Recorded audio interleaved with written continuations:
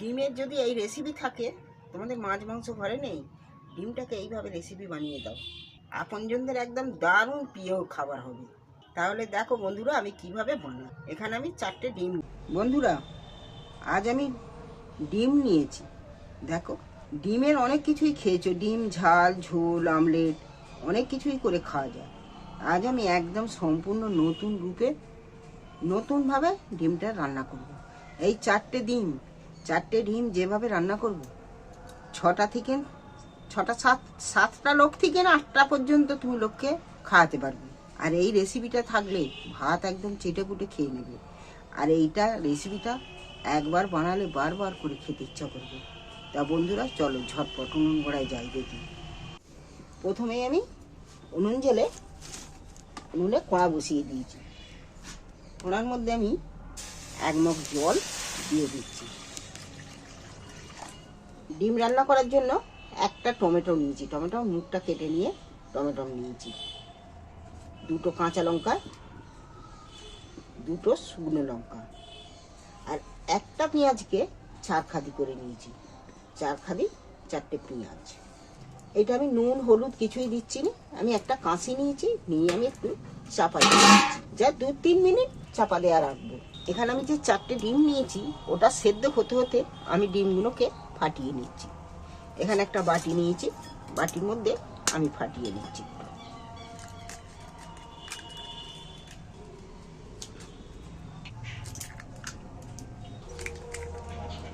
ডিমটা স্বাদ মতো আমি নুন দিয়ে দিচ্ছি।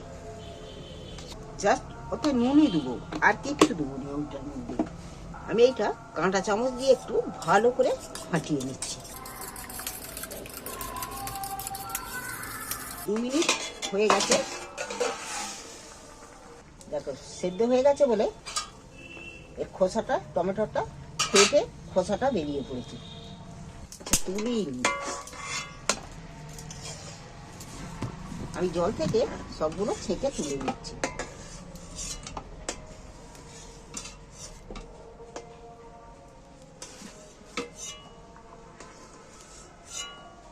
টমেটোর খোসাটা দেখো কি সুন্দর খোসাটা ছেড়ে গেল। এবার এখানে শুকনো লঙ্কার মোটাগুলো ছাড়িয়ে নিচ্ছি। সব খুব নরম হয়ে গেছে। এই না ততক্ষণ ঠান্ডা হোক।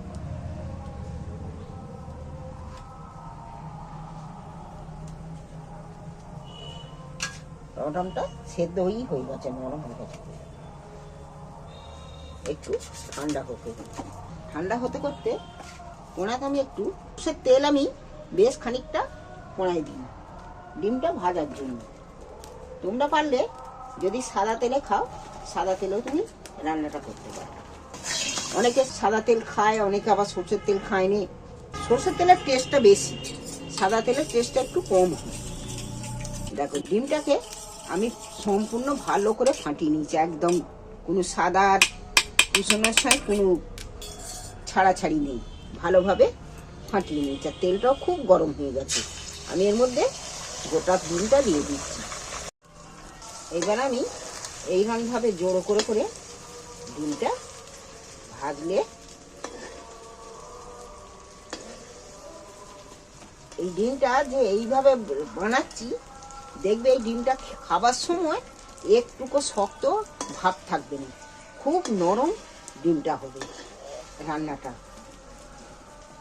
ডিম একটা রান্না করলে ভেজে একটা শক্ত শক্ত লাগে না, কিন্তু এই ডিমটা একটুকু শক্ত ভাব পাবে না, একদম নরম তুলতুলে, যেন ডিম খাচ্ছ কি পনির খাচ্ছ বুঝতে পারবে না।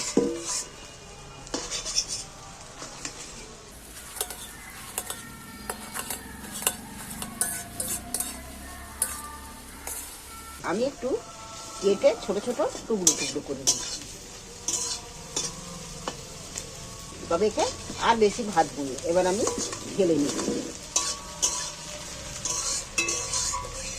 আমি এই ডিমটা বাটির মধ্যেই ঢেলে নিয়েছি।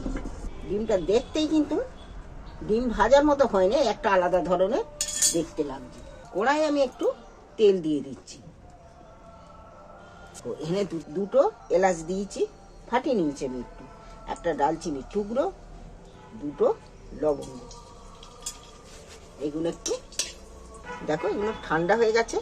আমি এগুলো মিক্সারের জারে দিয়ে নিচ্ছি।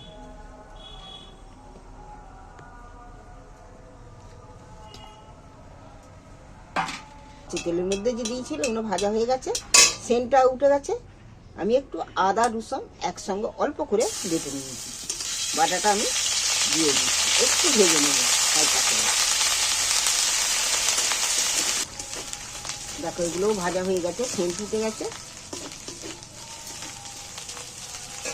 এইবার আমি পেঁয়াজ, টমেটো, শুকনো লঙ্কা, কাঁচা লঙ্কা সব পেস্টটা আমি এর মধ্যে দিয়ে দিচ্ছি।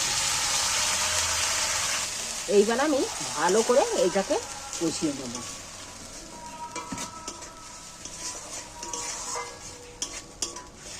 যে কোনো রেসিপিতে মশলাটা একটু কষিয়ে নিলে ভালো করে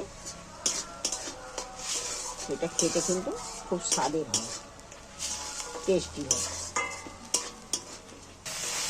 দেখো টমেটোটা অনেকটা ভাজা ভাজা হয়ে গেছে, কষানো হয়ে গেছে। এবার আমি এতে একটু পরিমাণ মতো হলুদ দিচ্ছি, 1/2 চামচের মতো।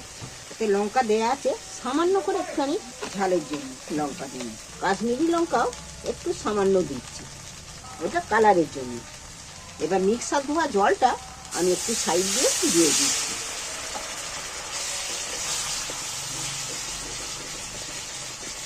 এবার আমি নুনটা লাস্টে দিচ্ছি পরিমাণ মতো, স্বাদ মতো নুন দিন।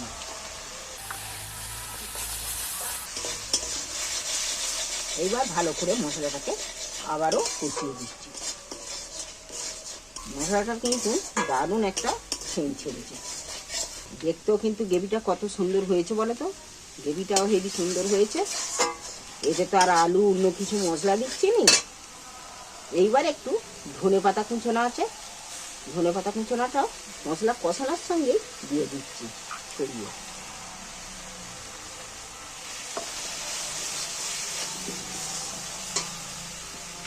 আমি এবার মশলা ধোয়া জলটা সাইড দিয়ে দিয়ে দিচ্ছি।